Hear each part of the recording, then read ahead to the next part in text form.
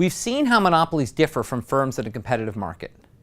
But where do these monopolies come from, and how are they able to keep their position as the only firm in the market? Monopolies form due to two primary reasons. First, some markets come with natural cost advantages that make it difficult for a second firm to enter the market once the first firm is established. Second, sometimes governments create monopolies in a market. Let's begin by looking at the first reason, natural cost advantages. Think about a water utility company. This company has spent a huge amount laying the pipe that will be used to deliver water to homes. But once the pipe is in place, it's then very cheap to simply get the water and pump it through the pipe. For this firm, the fixed costs are huge, but marginal costs are tiny, so average costs are always declining as production rises. Once this firm has laid all the pipe and is pumping water to homes, it doesn't make much sense for a second firm to enter this market. The second firm would have to lay its own pipe, a huge fixed cost. Initially, the average cost for the second firm would be much higher than that of the first. So the second firm doesn't enter, and the first firm remains a monopoly. This is an example of a natural monopoly. A firm that has a natural monopoly is one that can produce at a lower average cost than any other firm can for all the relevant quantities.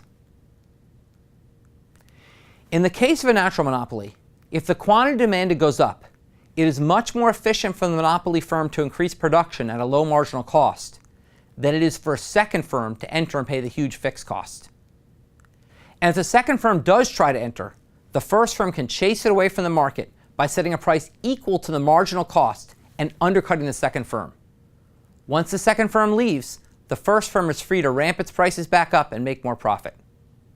In this way, these sorts of huge fixed costs create barriers to entry, and these barriers allow monopolies to form. The second way in which monopolies form is when the government creates a monopoly. Governments can create monopolies in one of two ways. The first is by setting up a service with a government monopoly provider, like the Postal Service. This is actually pretty rare in the US, but much more common in the rest of the world, where governments may own utilities or banks or airlines.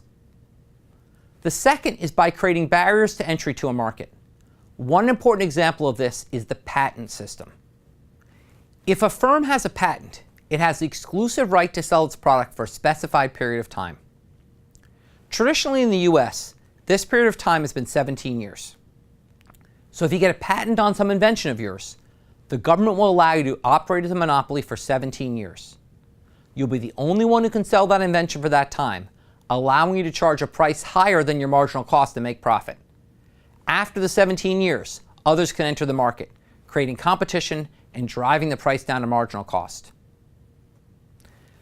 Earlier, we saw total social welfare is lower under monopoly than under perfect competition.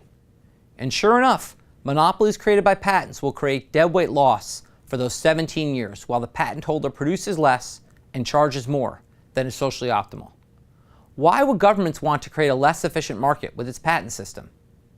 The answer is that we think that patents promote innovation. If we got rid of all patents, people wouldn't spend as much time trying to invent products and develop new technologies. Without patents, your invention that you worked on for years in your garage could simply be copied and sold by others. This wouldn't leave much incentive for you to come up with the invention in the first place. Patents help give inventors the incentive to create the products and technologies that can benefit society as a whole. Patents therefore have two effects.